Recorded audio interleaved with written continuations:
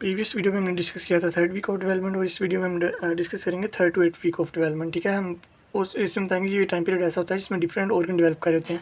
Like जब जितनी भी ऑर्गेनोजेंसी होती है तकरीबन maximum in week third to eight week में स्टार्ट हो जाती है। अब हमने थर्ड वीक में पढ़ा था जो बाई लैमिनेट जर्म डिस्क होती है ना वो कन्वर्ट हो जाती है ट्राई लैमिनेट जर्म डिस्क के अंदर, लाइक एक्टोडर्म, मेसोडर्म और एंडोडर्म। इस वीक के मतलब अंदर हम इन्हीं चीज़ों को डिस्कस करेंगे।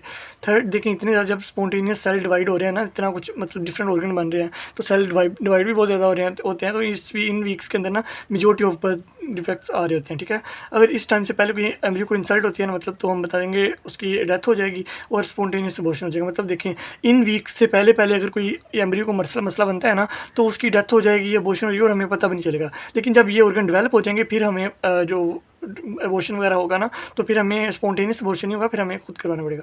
उसके बाद हम बताएंगे अगर डायरेटिव ऑफ एक्टोडर्मल सेल्स, हम बताएंगे जो थर्ड वीक के डेवलपमेंट के अंदर क्या होता है, जो एक्टोडर्मल जर्म लेयर होती है ना वो हमारे पास स्फेलिक एंड से ब्रॉडर होने लग जाती है। मैं आपको वो दिखाता हूँ।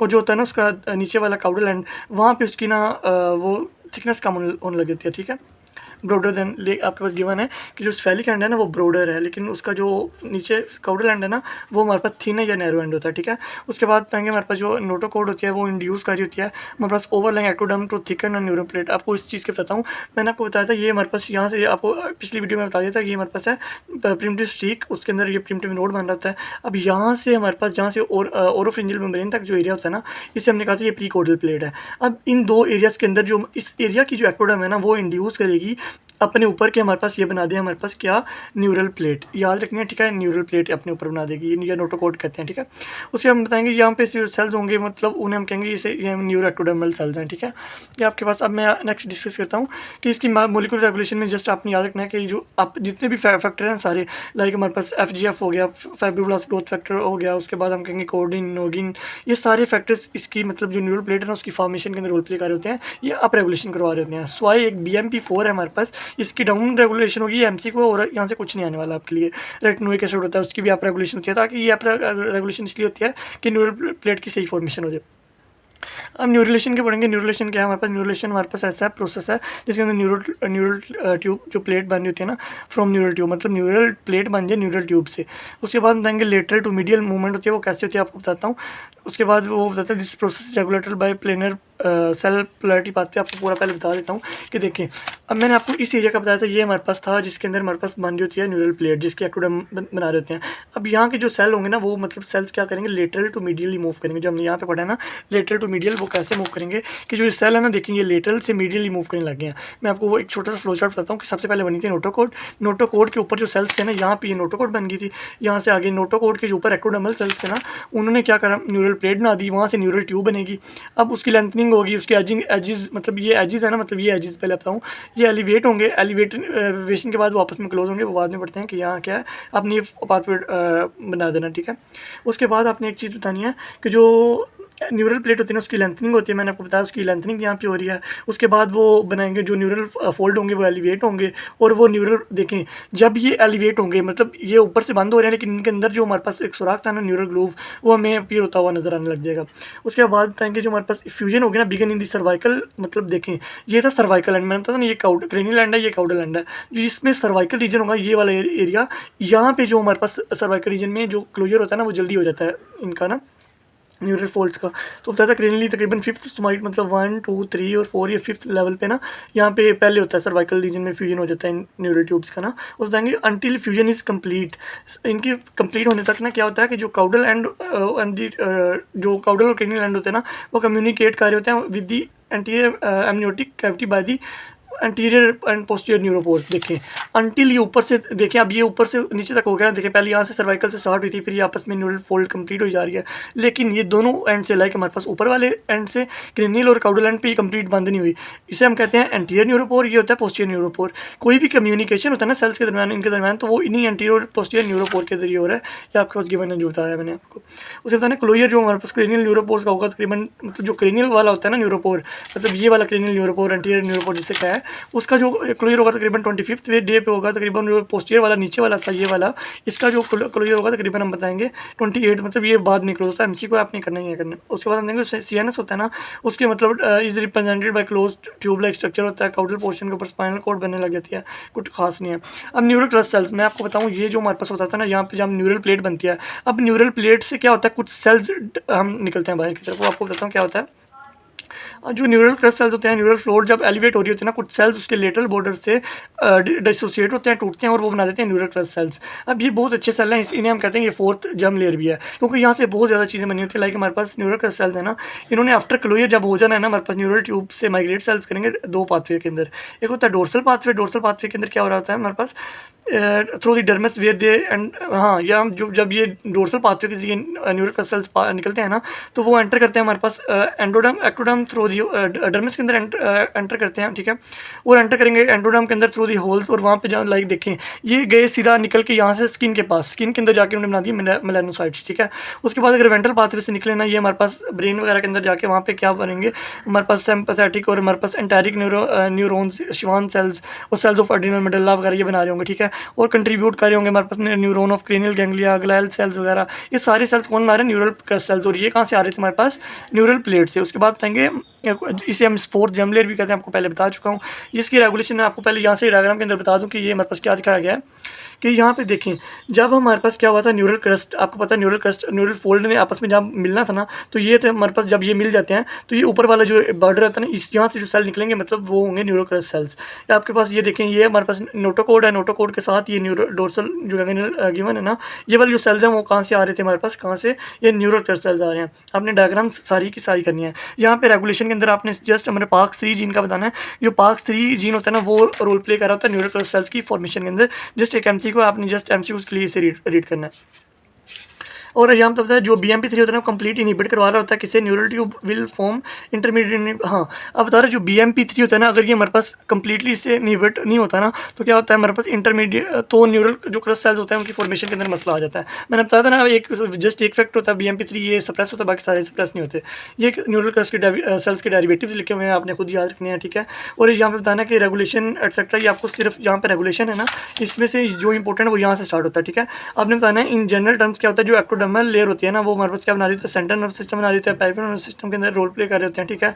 और उसके बाद ईयर, नोज, आई, हेयर एटसेट्रा, इनके अंदर इनकी फॉर्मेशन के अंदर न्यूरल क्रस्ट सेल्स का रोल होता है, ठीक है।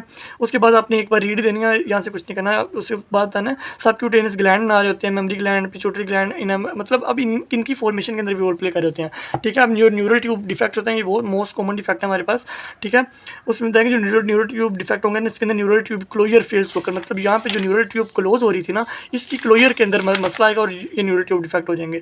अब एक हमारे पास होती है डिफेक्ट जिसे हम कहते हैं एनेन्सेफली, इसके अंदर जो ऊपर वाला क्रेनियल न्यूरोपोर होता है ना, वो क्लोज नहीं हो पाता, जिसके अंदर हमारे पास ऊपर वाला ब्रेन डेवलप नहीं हुआ, ये एनेन्सेफली का आपको दिखाया गया यहाँ से, ठीक है। अब एक चीज़ होती है, जब प्रेग्नेंट फीमेल होती है ना, प्रेगनेंसी से 2 से 3 माह पहले हम ना उन्हें फोलिक एसिड रिकमेंड करते हैं, क्योंकि अगर फोलिक एसिड की डेफिशिएंसी होती है ना, ये विटामिन B9 नहीं होता है, अगर इसकी डेफिशिएंसी होती है ना, तो न्यूरल ट्यूब डिफेक्ट्स के चांसेस बढ़ जाते हैं। तो आपने जस्ट एक रीड देनी है, और यहाँ पे आपको एनेन्सेफली दिखाया गया, स्पाइना बाइफिडा दिखाया गया, ये सारे न्यूरल ट्यूब क्लोजर के डिफेक्ट्स हैं, ठीक है। उसके बाद बताने डेरिवेटिव। अब ये तो था हमने एक्टोडर्म पढ़ी है, एक्टोडर्मल सेल्स, और साथ में हमने बताया ये देखें एक्टोडर्मल जर्म लेयर पढ़ी है, और उसके साथ में डेरिवेटिव वगैरह, और साथ में बता दिया कि क्या क्या डेवलप हो रहा है, ठीक है। उसके बाद हम बताएंगे ये हमारे पास मेसोडर्मल जर्म लेयर आ जाएगी। मेसोडर्म में जो मतलब 3 लेयर थी ना, एक्टोडर्म, मेसोडर्म और एंडोडर्म। जो मेसोडर्म आएगी ना, यहाँ से हम कहेंगे जर्म लेयर थिन शीट होगी on each side of mid line, मतलब ये थी मिड लाइन। अब मिड लाइन के जो नोटोकोड ये पड़ी हुई है ना आपके पास, इसके इर्द गिर्द की जो मेसोडर्म होगी ना, मतलब उसे हम कह देंगे ये हमारे पास पार एक्सियल मेसोडर्म हो गया। बल्कि जो आपको चीज़ क्लियर करूं कि जो नोटोकोड होती है ना, हमने यहाँ से तो एक्टोडर्म ऊपर वाली पढ़ ली थी। अब जो इसके इर्द गिर्द वाला एरियाज है ना, मतलब ये वाले एरियाज हैं, ये हमारे पास ये ऊपर वाले देखें एक्टोडर्म है, ये वाले जो एरिया है ये मेसोडर्म है, ठीक है। अब जो नोटोकोड के पास वाला एरिया है ना, उस एरिया को हम कह देंगे जो मिड लाइन के क्लोज एरिया होगा, वो उसे हम कहेंगे ये हमारे पास है पार एक्सियल मेसोडर्म, ठीक है। पार एक्सियल जो मोर लेटरल साइड प्रेजेंट है ना, उसे हम कह देंगे ये हमारे पास कौन सी आ गई है, लेटरल प्लेट मेसोडर्म। आपके पास यहाँ पे गिवन भी है। हम जब ये है लेटरल प्लेट मेसोडर्म, जब लेटरल प्लेट मेसोडर्म आ जाएगी तो वो यहाँ पे आ डेवलप करा देगी कैविटीज़। कैविटी डेवलप होने की वजह से आप इनको हम 2 में डिवाइड कर देंगे कि ये हमारे पास आ जाएगी सोमैटिक मेसोडर्म, और ये जो स्मैट्स को कवर किया हुआ है सोमैटिक मेसोडर्म, और नीचे वाली आ जाती है सप्लैकनिक मेसोडर्म। ये आपके पास याद रखने वाली चीज़ें हैं, ठीक है। अब इनको मिला के हम कहेंगे ये हमारे पास क्या है, ये हमारे पास है मेसोडर्म। ये यहाँ पे दिखाया भी गया है, बल्कि लेटर प्लेट मिजोरम है। और यहाँ बताया गया जो मिजोरम कवरिंग दी एमनियोन, जिसने एमनियोन को कवर किया हुआ है वो हमारे पास कौन सी आती है, सोमैटिक, मैंने आपको पहले बता दिया है। और जिसने कवरिंग किया हुआ है ना योग से मतलब इस एरिया को कवर किया हुआ है, वो हमारे पास कौन सी आ जाती है, विजुअल मिजोरम या सबलैंगिंग मिजोरम। ये दोनों किसका पार्ट है, लेटरल प्लेट मिजोरम का, याद रखने वाली चीज़ है। अब जो पास वाले थे ना पार एक्सियल मिजोरम, इसके बारे में बताएंगे। थर्ड वीक में क्या होता है, पार एक्सियल मिजोरम होती है, वो ऑर्गेनाइज होती है सेगमेंट्स की फॉर्म में। आपको चीज़ बताऊँ, ये देखें, ये हमारे पास जा रही थी हमारे पास क्या, न्यूरल ट्यूब, ठीक है। न्यूरल ट्यूब की जो पास वाली मतलब ये थी न्यूरल ट्यूब, ये ऐसे जा रही थी। अभी जो इसकी पास वाली पार एक्सियल मिजोरम थी ना, इसने क्या डेवलप होना स्टार्ट हुई सर्कल्स की फॉर्म में। ये देखें, इन्होंने ऑर्गेनाइज होना सेगमेंट्स की फॉर्म में, जिसे हम कहते हैं स्माइटोमेर्स। ये डेवलप कहाँ पे होते हैं, जो हमारे पास क्रेनियल एंड होता है ना फर्स्ट, वहाँ पे सेवेलिक एंड में डेवलप होते हैं, ठीक है। उसके बाद सोमाइटोमेर्स कंसिस्ट होते हैं मेसोडर्मल सेल्स, आपको पहले बताया, ये पाराक्सियल मेसोडर्म का पार्ट होते हैं। ये हेड रीजन के अंदर जो सोमाइटोमेर्स होते हैं ना, वो सेगमेंट देखें, जो हेड रीजन में है ना, उन्होंने हमारे पास न्यूरोमेर्स में बाद में कन्वर्ट होना होता है, ठीक है। क्योंकि देखो association with segmentation of neural tube, ये न्यूरल ट्यूब के साथ एसोसिएट हो जाएंगे और न्यूरोमेर्स बना देंगे सर्वाइकल रीजन के अंदर। और ओसिपिटल रीजन के अंदर काउडली सोमाइटोमेर्स फर्दर ऑर्गेनाइज होंगे सोमाइट्स के अंदर। फर्स्ट पेयर अराइज होगा कहाँ पे, हमारे पास 20 डे ऑफ डेवलपमेंट के ऊपर ये डेवलप हो रहा होगा, फर्स्ट पेयर ऑफ सोमाइट ना। उसके बाद आएंगे 3 पेयर्स होंगे पर डे डेवलप हो रहेंगे। एंड ऑफ 5th वीक के अंदर हमारे पास 42 या 44 पेयर ऑफ प्रेजेंट होंगे, ठीक है। 4 ओसिपिटल सोमाइट होंगे। ये सारे एमसीक्यूज के अंदर अपनी याद रखने वाली चीज़ें हैं। 5 सैक्रल और 8 to 10 कोक्सीजियल पेयर होते हैं सोमाइट्स के, ठीक है। इनकी मोलिकुलर रेगुलेशन के अंदर आपने याद रखना है, सिर्फ आपने बताना है एक नोच और WNT सिग्नलिंग पाथवे होता है, उसका रोल होता है, ठीक है। उसके बाद आपने बताना है कि जो FG8 होता है रेटिनोइक एसिड और WNT3, इनका भी रोल होता है। आपने जस्ट इनके MCQ के लिए नाम याद करने वाली चीज़ है। बाकी अगर आपने रीड देना जो आपको मार्किंग है यहाँ से कर सकते हैं। अगर एम्ब्रियो की किसी ने एज का अंदाज़ा लगाना है कि किस क्या एज है, मतलब तो हम उनकी ना करवाते हैं एज के लिए, मतलब एज अगर डेज के अंदर देखने कितने दिन का एम्ब्रियो हो चुका है, तो हम देखते हैं उसके अंदर सोमाइट्स कितने हैं। मतलब अगर उसके 10 से 13 सोमाइट्स हैं तो हम बताएंगे वो 23 डेज़ का एम्ब्रियो है। अगर हमारे पास 34 से 35 डेज़ का एम्ब्रियो है ना, तो हम बता देंगे ये हमारे पास तकरीबन 30 मतलब अगर इतने सोमाइट्स प्रेजेंट है ना, उसकी एज 30 डेज़ है। उसके बाद अब सोमाइट्स की डिफ्रेंशिएशन कैसे होनी होती है। अब वो कहता है ये हमारे सोमाइट्स होते हैं, आपको पता है बाल ऑफ मिजोडम है, पार एक्सियल मिजोडम मैंने आपको पहले बता दिया था। अब इनकी होगी एप्थलाइजेशन। अब एप्थलाइजेशन मतलब कैसे होगी, देखें ये ऐसे, अब जो सोमाइट ये प्रेजेंट था ना पास, अब इसने कन्वर्ट किसके अंदर होना है हमारे पास, किसके अंदर, एक डोनट शेप के अंदर, आपके पास गिवन भी है। किसने क्या होना है, एक डोनट शेप अराउंड मैस बना देना है, ठीक है। 4th वीक के अंदर क्या होगा, जो वेंट्रल और साथ में मीडियल हमारे पास वाल्स होंगे ना, वो आपस में ठीक है। आपको पहले बता दूं, जो देखें अब जब डोनट शेप ये बन गया था ना हमारे पास सोमाइट, इसके अंदर ल्यूमन आया, इसकी एप्थलाइजेशन होगी, ठीक है। एप्थलाइजेशन के अंदर बाद आप इसने कन्वर्ट होना है डिफरेंट, देखिए न्यूरल ट्यूब पड़ी थी, नोटोकोड न्यूरल ट्यूब। अब यहाँ से जो हमारे पास आ रहे थे ये सोमाइट्स का डिफ्रेंशिएशन हो गया है, उन्होंने हमारे पास डर्माटोम बना दिए हैं, मायोटोम वगैरह, ये देखें स्क्लीरोटोम बना दिए जहाँ से हमारे पास वर्टिब्रल कॉलम बनना है, ठीक है। डर्माटोम बना दिए जहाँ से हमारे पास क्या बनना है, जिसमें स्किन बननी है, ठीक है। और ये अंदर वाली लेयर आ जाएगी मायोटोम, जिससे हमने मसल्स डेवलप होने हैं। तो अपने ये याद रखने जस्ट डायग्राम के जरिए आपको बताया मैंने दीज। अब बाय द 4th वीक के अंदर क्या होगा, cells in the ventral and medial side of somite lose their epithelial character और बिकम हो जाएंगे हमारे पास मीजनकाइमल सेल्स। मतलब इस 4th वीक के अंदर क्या हो गया, ये हमारे पास इस तरह खो देंगे और ये मीजनकाइमल सेल्स बना देंगे। जो पहले बनेंगे सेल्स वो क्या होंगे, स्क्लेरोटोम, इन्होंने हमारे पास वर्टिब्रा और रिब्स बनानी है। उसके बाद हमारे पास मैंने आपको बताया था कि डर्माटोम बनेंगे, जिनके अंदर हमारे पास उन्होंने वो बना देने हैं। यहाँ पे गिवन भी है कि जो हमारे पास स्क्लेरोटोम है उन्होंने हमारे पास वर्टिब्रल कॉलम वगैरह बनाने थे। जो हमारे पास मायोटोम थे उन्होंने हमारे पास सेगमेंटल मतलब मसल्स वगैरह बना देने, मसल्स वगैरह। और डर्माटोम ने हमारे पास डर्मस ऑफ बैक वगैरह बना देनी। तो आपने एक बार रीड दे लेनी है, ठीक है। उसके बाद हमने मोलिकुलर रेगुलेशन में कुछ खास नहीं करना है। इनके अंदर पाते PAX1 PAX3 WNT आपको पता है, इन सब की अप रेगुलेशन ही होगी। और BMP4 वो वाद होता है जिसकी होती है इनहिबिशन। उसके बाद आपने बताना है कि बल्कि आपको जब भी इसकी रेगुलेशन के बारे में पूछेंगे ना सोमाइटोमेर की डिफरेंशिएशन की, तो आपने ये डायग्राम को याद रखना है। तो हमारे पास होता है सोनिक हेजहोज प्रोटीन्स होती हैं, ये हमारे पास आगे इनकी डेवलपमेंट मतलब जो हमारे मसल सेल्स हो गए, डर्मस सेल्स, मसल्स जो भी है ना हमारे पास, इनकी आगे डेवलपमेंट के अंदर ये 2 प्रोटीन होती हैं, सोनिक हेजहोज प्रोटीन और साथ में आती है नोगिन प्रोटीन। ये दोनों हमारे पास PAX1 के ऊपर एक्ट करके मसल्स की, वर्टिब्रा की, डर्मोटोम, स्क्लेरोटोम, मायोटोम की डेवलप करवा देते हैं। तो इसके अंदर ये लिखा गया, ठीक है। उसके बाद बताएंगे हमारे पास जो इंटरमीडिएट मेसोडर्म होती है ना, ठीक है। अब इसमें बताएंगे जो कनेक्ट एक और चीज़ याद में बतानी है, जो मेसोडर्म होती है 3 टाइप्स की होती है, ठीक है। एक हमारे पास होती है पार एक्सियल मेसोडर्म, ये आपके पास गिवन है, और लेटरल प्लेट मेसोडर्म, ठीक है। और एक लास्ट पे आती है हमारे पास जो सेंटर के अंदर दोनों के प्रेजेंट होती है, लेटरल प्लेट और पार एक्सियल के, उससे हम कहेंगे ये हमारे पास कौन सी है, इंटरमीडिएट मेसोडर्म, ठीक है। इंटरमीडिएट मेसोडर्म के बारे में उसके बताएंगे हमारे पास। ये देखिए यूरोजेंटल सिस्टम है, मैंने साथ में लिखा हुआ है कि हमारे पास इसका मेन काम होता है कनेक्शन होता है लेटरल और जो हमारे पास लेटरल प्लेट मेसोडर्म होती है और पार एक्सियल मेसोडर्म, इन दोनों के दरमियान कनेक्शन कराना होता है इसने, ठीक है। उसके बाद आपने बताना है कि यहाँ पे जो लेटरल प्लेट मेसोडर्म, उसके बाद बाद हम डिस्कस करेंगे। मैंने आपको इसका बताया भी था कि मतलब ये डेवलप करवा रही थी हमारे पास सोमैटिक और हमारे पास जो सोमैटिक और स्प्लैंकनिक मेसोडर्मल लेयर के अंदर कन्वर्ट होती है, मतलब दोनों के ऊपर बनी होती है। उसके बाद आपने बताना कि ये हमारे पास layers which line the inter embryonic cavity को इन्होंने कवर किया होता है और साथ में ऑर्गन्स को कवर किया होता है जो वहाँ प्रेजेंट है। उसके बताएंगे जो प्राइटल लेयर होगी ना of the lateral plate mesoderm form the dermis of skin, parietal वाली ने डर्मिस बना देनी है और skin of the body limbs या बॉडी वाल वगैरह बोन कनेक्टिव टिश्यू वगैरह बना रहे होते हैं। लेकिन जो विजुअल लेयर होती है ना लेटरल प्लेट मेसोडर्म की, उसके बारे में बताना है कि इसमें हमारे पास गट ट्यूब वगैरह बनाना है, उसके बाद एम्ब्रियोनिक एंडोडर्म गट ट्यूब वगैरह बनाना होता है। और साथ में बताना है जो हमारे पास होते हैं ना mesoderm of the parietal layer and इसने क्या करना होता है surrounding the inter embryonic cavity, इसने बनाना है हमारे पास मेसोएपिथेलियल मेम्ब्रेन, सीरियस मेम्ब्रेन होती है जिन्होंने हमारे पास प्राइटल या प्लूरल कैविटीज़ को कवर किया होता है। ठीक है, अब जो मेसोडर्मल सेल्स होते हैं ना विजुअल लेयर के, उन्होंने हमारे पास अराउंड ईच ऑर्गन के मतलब उन्होंने कवर करना ही करना है। ठीक है, उसके बाद हम बताएंगे ब्लड वेसल्स और हमारे पास जो ब्लड है उसकी वेसल्स का। ब्लड सेल्स हमारे पास अराइज करेंगे मेसोडर्म से दो हमारे पास वेज के अंदर, एक होता है हमारे पास वेस्कुलोजेंसिस, एक होती है एंजियोजेंसिस। मतलब एक न्यू वेसल का डेवलपमेंट किसी भी एरिया से, मतलब एक यहाँ था ना अब इससे एक नई वेसल डेवलप हुई है, इसे हम कहेंगे ये हमारे पास क्या हुई है वेस्कुलोजेंसिस, वेसल की फॉर्मेशन हुई है। लेकिन जब इससे आगे थोड़ी छोटी कैपिलरीज वगैरह या वेन्स वगैरह बन रही है ना, मतलब उससे हम कहेंगे ये हमारे पास हो रही है एंजियोजेंसिस। तो आपको दोनों का कंसेप्ट मैंने दे दिया है कि हमारे पास एंजियोजेंसिस या वेस्कुलोजेंसिस यहाँ पर लिखा गया है। उसके बताना ये थर्ड वीक ऑफ डेवलपमेंट में स्टार्ट हो रही होगी। उसके बाद बताएंगे फर्स्ट जो ब्लड सेल्स होगा ना वो राइज होगा हमारे पास कैसे, एक हमारे पास ना देखें वो सेल्स क्लस्टर की फॉर्म में अपीयर होंगे, मतलब पहले ऐसे और ये ऐसे इस तरह फॉर्म के अंदर अपीयर हो रहे होंगे आपके पास यहाँ पे डायग्राम के अंदर देखिए ये ब्लड आइसलैंड्स की फॉर्म में क्लियर हो रहे होंगे। बाद में फिर यहाँ से वेसल्स वगैरह की डेवलप होनी है। ठीक है, उसके बाद आपने बताना है कि हमारे पास हो गया एओर्टा गोनेड मीजोनेफ्रॉन रीजन होगा जहाँ से एओर्टा वगैरह बनना है, तो यहाँ एक बार आपने रीड दे लेनी है इसे। उसके मोलिकुलर रेगुलेशन के अंदर FGF2 के बारे में बताना है, VEGF2 के बारे में बताना है, इन्होंने वेसल्स की डेवलपमेंट के अंदर रोल प्ले करना है। ठीक है, यहाँ पे देखें अगर वेसल्स की डेवलपमेंट के अंदर कोई मसला आ जाए ना, देखें क्लिनिकल कोरिलेट है कि हमारे पास कैपिलरी में मेंजियोमा क्या होता है, ये हमारे पास कैपिलरी कैंसल्स इन्हें कहते हैं। ठीक है, इसमें क्या होता है collection of capillary blood vessels, आमतौर पे ट्यूमरस कंडीशन है, अगर एनीवेयर मतलब कहीं पे भी अपीयर हो सकते हैं कैपिलरीज के टाइम, और कभी कभार तो इतने बड़े होते हैं कि हमें सर्जिकली रिमूव करवाना होता है। ठीक है, इनके अंदर रोल किसकी वजह से हो रहे होते हैं हमारे पास, अगर म्यूटेशन हो जाए insulin like growth factor 2 is highly expressed in these lesion, मतलब अगर ये बहुत ज़्यादा अपीयर हो जाएगा ना तो तब ये कैपिलरी मेंजियोमा हमारे पास अपीयर हो जाएंगे। ठीक है, उसके बाद हमने डिस्कस करना है हमारे पास डेरिवेटिव्स ऑफ द एंडोडर्मल, मतलब मेसोडर्म को कर लिया, उसके बाद हमने एक्टोडर्म को कर लिया, अब लास्ट बचा endodermal germ layer. Endodermal germ layer के बारे में एक चीज़ याद रखनी है, जो हमारे पास ये येलो कवरिंग है ना, ये हमारे पास कौन सी है एंडोडर्म, जो अंदर की तरफ उन्होंने मार्क किया है।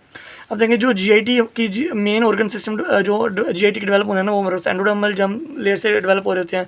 ये हमारे पास कहाँ प्रेजेंट होती है, from the roof of the yolk sac, मतलब ये था योक सैक और इसकी जो रूफ होती है ना ये येलो से जो प्रेजेंट है ये हमारे पास है कौन सी एंडोडर्म। ठीक है, उसके बारे में आप ये देखें एंडोडर्म आपको मार्किंग भी की गई है, उसके ऊपर एक्टोडर्म और उसके दरमियान में होती है मेसोडर्म। उसके बाद बताना है कि हमारे पास क्या होता है कि एम्ब्रियोनिक जो डिस्क होती है ना वो बल्ज होगी into the embryonic cavity, causes the embryo to curve into the foetal position and head and tail region. अब देखें सबसे पहले तो हमारे पास ये देखें ऐसे इसी तरह प्रेजेंट होता है, लेकिन क्या होता है कि हमारे पास ये बल्ज आउट होती है, देखें एक आगे की तरफ हेड रीजन बनाती है या ओरोफ्रिंजियल मेम्ब्रेन बनाती है और पीछे एनल रीजन या क्लोकल मेम्ब्रेन वाला एरिया बनाने लग जाती है। ठीक है, तो आपने ये चीज़ें याद रखनी है।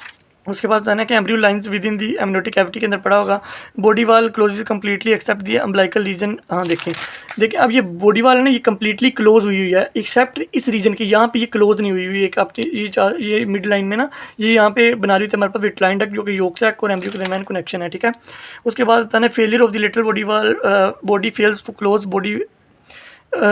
Body wall where results in the ventral body wall defect, मतलब अगर यहाँ पे हमारे पास लेटरल बॉडी वाल में कोई क्लोजर के अंदर मसला हो गया ना, यहाँ पे कोई मसला हो जाएगा तो लेटरल बॉडी वाल में डिफेक्ट आ जाएंगे। अब as a result of swallow caudal growth of closure of lateral body wall मैं आपको पहले बता चुका हूँ। अब देखें अब जो गट ट्यूब बनती है ना इसे हम 3 रीजन में डिवाइड करते हैं, एक होती है हमारे पास फोर गट, हाइंड गट और मिड गट और हाइंड गट। ठीक है, आपके पास ये 3 डेवलप होते हैं। उसके बाद foregut is temporally bounded by ectodermal. एक चीज़ याद रखनी है, ये हमारे पास था ये यहाँ से लेके तकरीबन यहाँ तक एरिया हमारे पास होता है फोर गट, यहाँ से तकरीबन यहाँ तक का एरिया हमने कहना है मिड गट और ये आगे सारा हमारे पास है हाइंड गट। जो यहाँ पे इस एंड पे और जो क्लोका को ये ऊपर प्रोक्टोडियम है और यहाँ पे जो ये 2 एरियाज ऐसे हैं, चाहे ये हमारे पास एंडोडर्मल ओरिजिन है इस पूरे ट्यूब GIT का, लेकिन ये 2 एरिया कहाँ से डेवलप होने होंगे, एक्टोडर्मल ओरिजिन है इनका, ये याद रखना है। ठीक है, देखिए एंडोडर्मल और ओरोफिंजियल मेम्ब्रेन वगैरह आपको मैं बता चुका हूँ। ये स्फेरिक एंड पे हमारे पास प्रेजेंट बनेगी, जहाँ से फ्यूचर माउथ बनना ना ये यहाँ पर प्रेजेंट होती है ओरोफिंजियल मेम्ब्रेन, यहाँ पे जहाँ से फ्यूचर माउथ कैविटी बनी होती है, याद रखना है। उसके बाद है फोर गट इज टेम्परेटली, आपको मैंने ओरोफिंजियल मेम्ब्रेन का बता चुका हूँ। Hind gut also terminates temporarily. ठीक है, और देखें टर्मिनेशन जहाँ पे हाइंडगट की कंप्लीट होगी ना, वहाँ पे हमने बताना ये क्लोका या हमारे पास एनल रीजन हो जाएगा। क्लोकल मेम्ब्रेन है, यहाँ पे आपके पास शिओन भी है, गिवन भी है। एक चीज़ याद रखना है, और इन ऑर्गन्स आपको डायग्राम हमेशा ओस्पी के अंदर यही डायग्राम्स आएंगी, तो अपनी डिफरेंट जगह का लाइक ये हमारे पास फ्रिंजियल गट होगा। ये आपको जब ऑर्गन डिफरेंट डेवलप पढ़ेंगे ना, तो आपको वहाँ पे आइडिया हो जाएगा कि ये कौन सा क्या ऑर्गन है। ये लीवर है, ये हमारे पास विटलाइन डक्ट है, एलेंटोइज एक्सेट्रा, तो आपने ये चीज़ें याद रखनी है। उसके बाद मैंने आपको डायग्राम्स मैंने अच्छे से एक बार बता दिए कि क्या चीज़ों का क्या रोल होता है इनकी। अब रेगुलेशन के बारे में आपने कुछ अभी नहीं याद करना, तो आपने यहाँ से बताना है एंडोडर्मल जो जर्म लेयर होगी ना, वो इनिशियली जो हमारे पास क्या होगा, epithelial line of the primitive gut and the intramural portion of the allantoids and the vitelline duct. कुछ खास नहीं है यहाँ पे बताना है कि during the further development of the endoderm give rise to, मतलब जब फर्दर डेवलपमेंट होती है ना एंडोडर्म की, तो वो हमारे पास epithelial of the respiratory track भी बनाती है, parent of thyroid, parathyroid, liver या पैंक्रियाज वगैरह का पेरेंट भी बना रही होती है। तो ये हमारे पास एंडोडर्मल डेरिवेटिव्स का क्वेश्चन आता है, तो आपने ये बताना है। Stoma of the tonsil, thymus, उसके बाद यूरिनरी ब्लैडर की एपिथेलियल लाइन होगी, यूरिथ्रा हो गया हमारे पास, ठीक है। उसके बाद बताना है अडोप्टी ट्यूब होगी। तो ये रेगुलेशन का आपको मैंने बताया था। ये होम्योवॉक्स के बारे में बताना है, होमसी, ये सारे मतलब ये अब ना डेवलपमेंट क्या करवा रहे होते हैं, एंटीरियर पोस्टीरियर, मतलब कौन सा एंटीरियर वाला एक्सिस होना है, कौन सा पोस्टीरियर एक्सिस होना है। तो ये आगे हमारे पास इस जस्ट नाम एमसीक्यू को क्लियर रखना है, बाकी तकरीबन आपने ये सारा नहीं करना। ये आपके पास ड्रोसोफिला के दिखाया गया, लेकिन हमने ह्यूमन का करना है, तो तकरीबन दोनों के अंदर सेम होता है, लेकिन आपने बस याद रखना है कि हमारे पास कौन सा पाथवे होगा जो हमारे पास एंटीरियर और पोस्टीरियर क्रेनियल न्यूरोपोर में डेवलप करवा रहा होगा, मतलब कौन सा हेड रीजन है, कौन सा टेल रीजन है। तो ये डेवलप सारा किसने करवाना है हमारे पास, ये होमोबॉक्स ने, ठीक है। उसके बाद external appearance during the second month के अंदर हमारे पास एक्सटर्नल फीटस की अपीयरेंस क्या होगी, 4th वीक के अंदर तकरीबन 28 सोमाइट्स प्रेजेंट होंगे, ठीक है। मेन एक्सटर्नल फीचर में हम बताएंगे, सोमाइट्स वगैरह प्रेजेंट होंगे, फ्रिंजियल आर्चेस प्रेजेंट होंगी, ठीक है। हम सोमाइट्स को आपको पता है देख के हम एज कैलकुलेट कर सकते हैं, ठीक है। उसके बाद हमारे पास एक और होता है क्राउन रंप लेंथ के जरिए हम मेजर कर सकते हैं कैम्ब्रियो की एज क्या है, ठीक है। उसके बाद बता सकते हैं इन एरिया जब सेकंड वीक के अंदर हमारे पास क्या होता है, इंक्रीज हम हेड का साइज बढ़ता है, फेस, ईयर, नोज वगैरह डेवलप हो रहे होते हैं, हैंड वगैरह, फोर लिम, हाइंड लिम वगैरह ये भी डेवलप हो रहे होते हैं, ठीक है। उसके अंदर बताना जो क्राउन हमारे पास रंप लेंथ होती है ना, वो हमारे पास वीक्स का बताते हैं कि हमारे पास कितने वीक्स का एम्ब्रियो हो गया। इसके अंदर मतलब तकरीबन 5 to 8 अगर हमारे पास क्राउन रंप लेंथ है ना, मतलब उसका साइज है, तो हम कहेंगे मतलब इतना अगर साइज है तो हम बताएंगे तकरीबन ये 5 वीक का एम्ब्रियो है। इतना साइज है तो मतलब कह देंगे इतने वीक का एम्ब्रियो, तकरीबन आपको ये यहाँ से आइडिया हो जाएगा बस, ठीक है। उसके बाद हमने बताना बर्थ डिफेक्ट के बारे में। उस यहाँ पे हमने बताना कि मेजर बर्थ डिफेक्ट होता है तकरीबन 3 to 8 वीक के अंदर होता है, क्योंकि ये सारा पीरियड होता है एम्ब्रियोनोजेनेसिस या ऑर्गेनो, मतलब डिफरेंट ऑर्गन इस वीक के अंदर डेवलप हो रहे होते हैं, ठीक है। यहाँ पे ये और समरी के अंदर आपने खुद रीडिंग एक बार दे लेनी है, कुछ ना समझ आए तो आप पूछ सकते हैं। इंशाअल्लाह।